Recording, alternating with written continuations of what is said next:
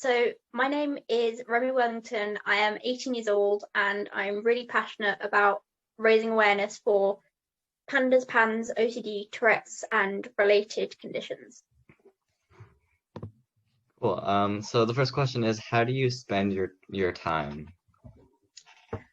Usually I like to write blog posts and make videos about the conditions I just mentioned, and also things that can help people who are struggling with their mental health or something. And then when I'm resting, I play with my cats because I have 7 cats, so they're very nice. And I also watch Prince documentaries, which is very random, but I like Prince documentaries. So yeah, that's another thing. And I also sometimes research PANDAS, PANS related stuff because I do like to learn more about this sort of stuff just because I'm very interested in it. Cool. All right, so the second question is, are you happy with your career choice? I guess the first one would be, what is your career choice? Wait, do you mean what I want to do in the future or like what sort of thing I do now? Yeah. Because I don't really work. Okay. Yeah. So in the future, I hope to go self-employed and set up a business that sells things that can be used, like fidget things that can be used for people with things like ADHD, autism, that sort of thing. And I would also sell resources for people with those conditions.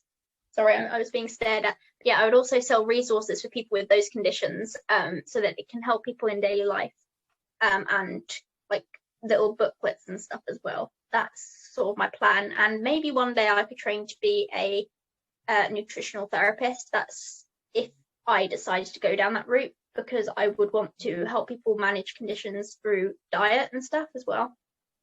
That's awesome. Yeah, so the next one is, why do you do what you do?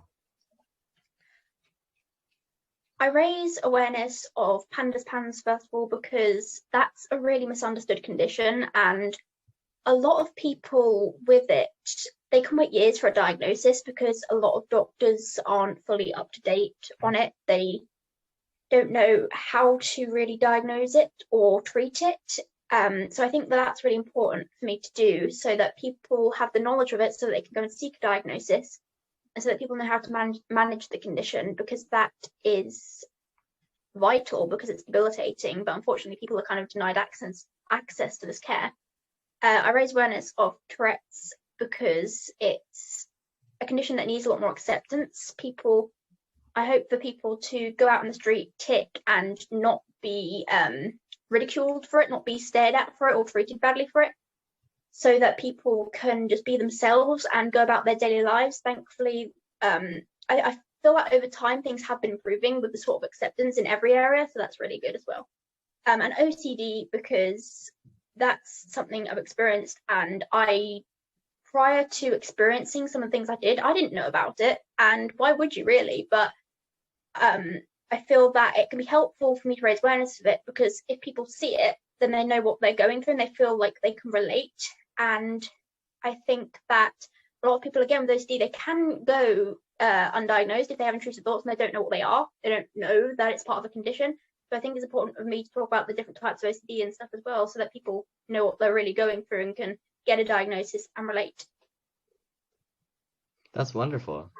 Yeah, so next one is this where you thought you would end up? Like, to be like an advocate for these things, or? Not really.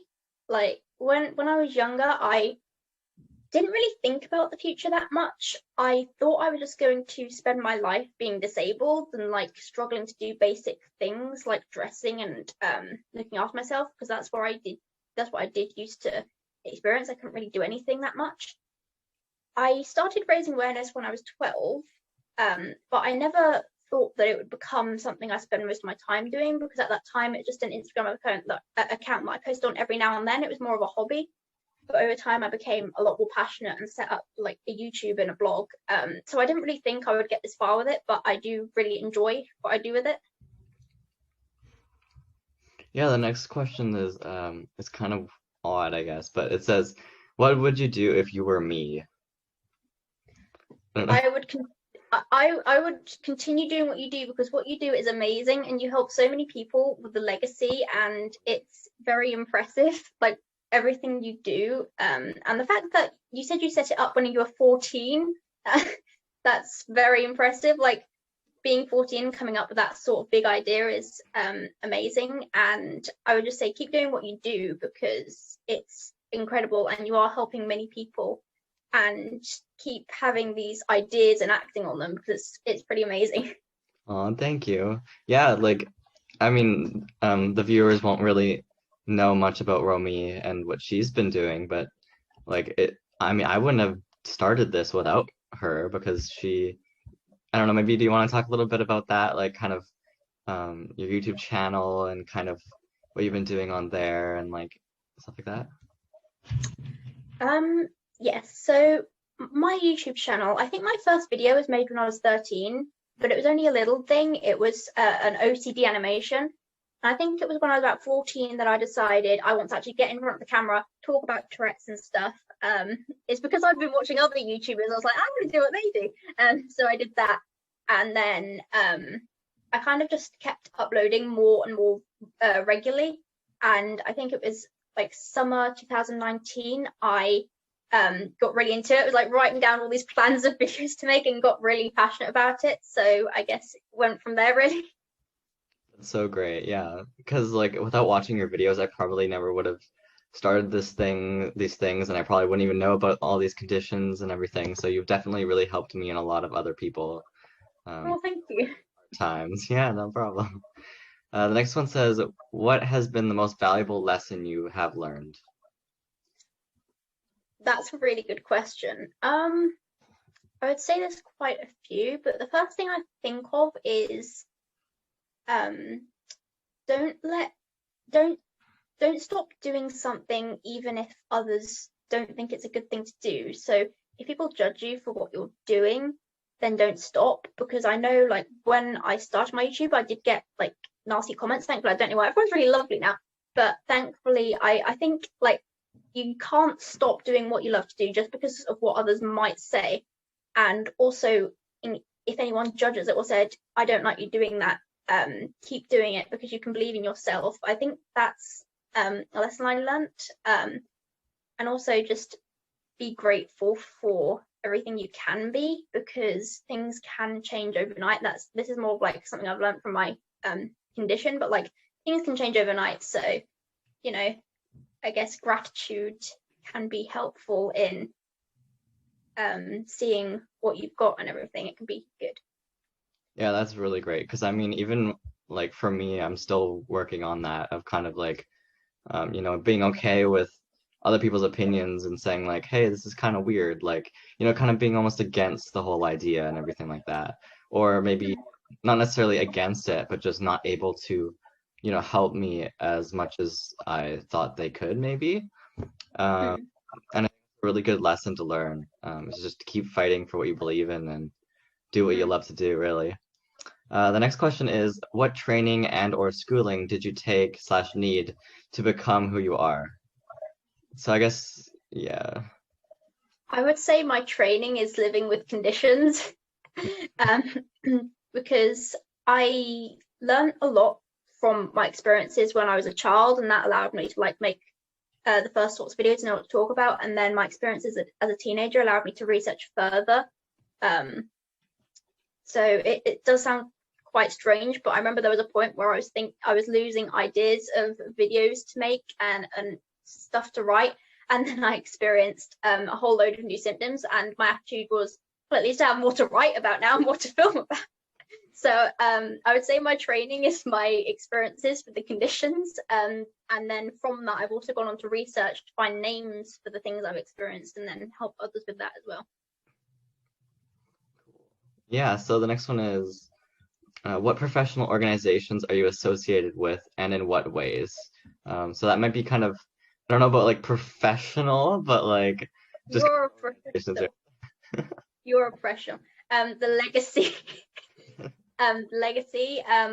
I write, well, I don't know why I'm telling you this because you run it, but I write stuff about OCD, tic disorders, PANDAS, PANS and stuff.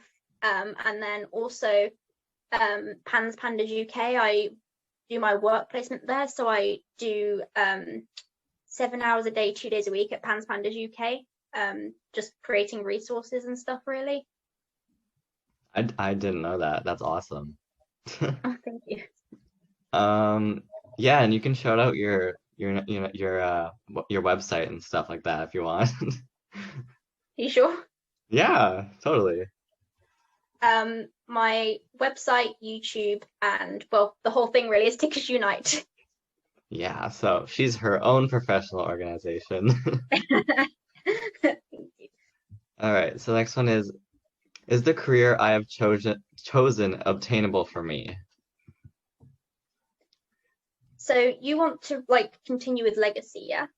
Yeah, so I want to continue with legacy and maybe become like a clinical psychologist or a Okay, psychiatrist, something like that. But yeah. you would definitely be the best for that because you research the like lots of different conditions endlessly and then post about them and like do everything you can to raise awareness of them, and that's very, very good. And you must be very intelligent to be able to remember all of these conditions and the definitions, pretty much like a textbook definition of everything. You're like a walking mental health encyclopedia right now. But yes, so you definitely be good with that. But also you have a lot of empathy and compassion, and that's really important as well as just knowing stuff, because that's how you really connect with people. That's how you really let people feel heard, and that's when people start to feel better. So I definitely think a clinical psychologist would be great for you, and a psychiatrist as well. You're definitely intelligent enough to be a psychiatrist, so I think you've definitely chosen the right path, and obviously definitely continue with legacy because that is an amazing thing that you've done there.